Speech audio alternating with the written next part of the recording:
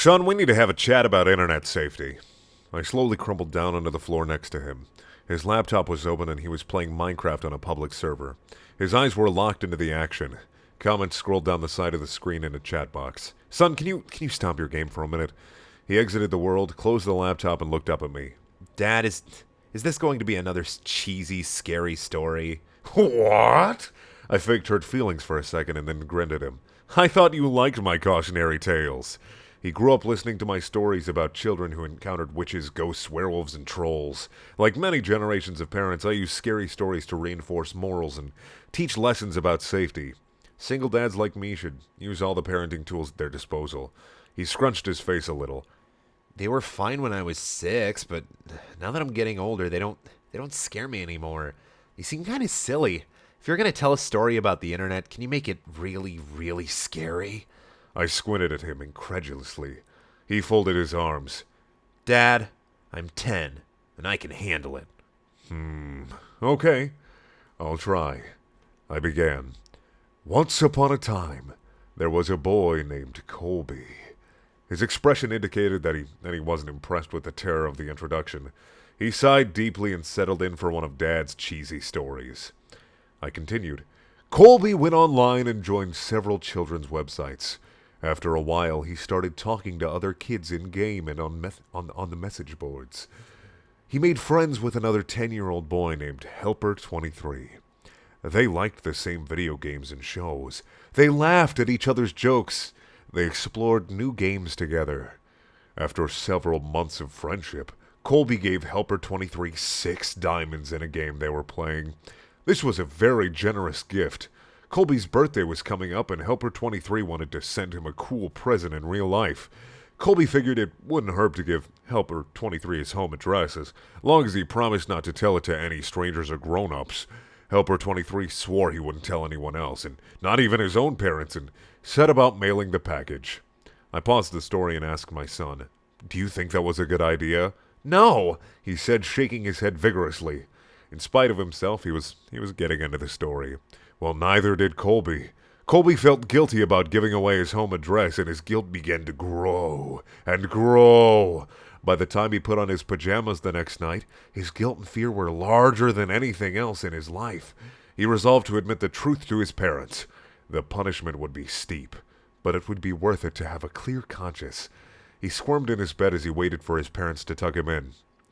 My son knew the scary part was coming up, and in spite of his tough talk, he leaned forward wide-eyed.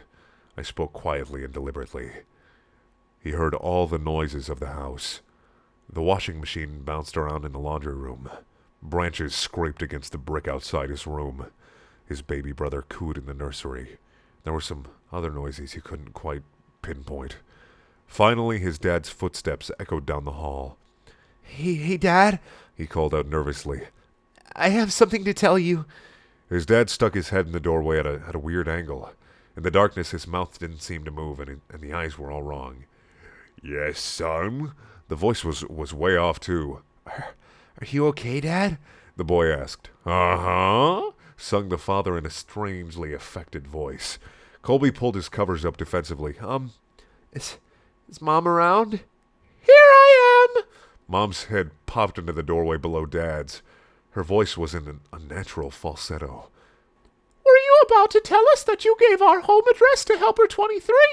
You shouldn't have done that. We told you to never give out personal information on the internet. She continued. He wasn't really a kid. He just pretended to be one. Do you know what he did? He came to our house, broke in, and murdered both of us, just so he could spend some time with you. A fat man in a wet jacket emerged in the child's doorway holding the 2 severed heads. Colby shrieked and gasped as the man dropped the heads on the ground, unsheathed his knife, and moved into the room to work on the boy. My son screamed too. He twisted his hands defensively over his face, but we were just getting started with the story. After several hours, the boy was almost dead, and his screams had become whimpers. The killer noticed the wailing of a baby in another room and removed his knife from Colby. This was a special treat. He had never murdered a baby before and was excited about the prospect. Helper23 left Colby to die and followed the cries through the house like a homing beacon.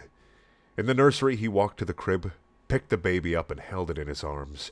He moved towards the changing table to get a better look, but as he held the baby, the crying died down. The baby looked up and smiled. Helper 23 had never held a baby, but he gently bounced it in his arms like a pro.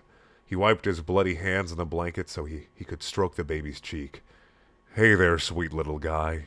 The beautiful rage of sadism melted into something warmer and softer.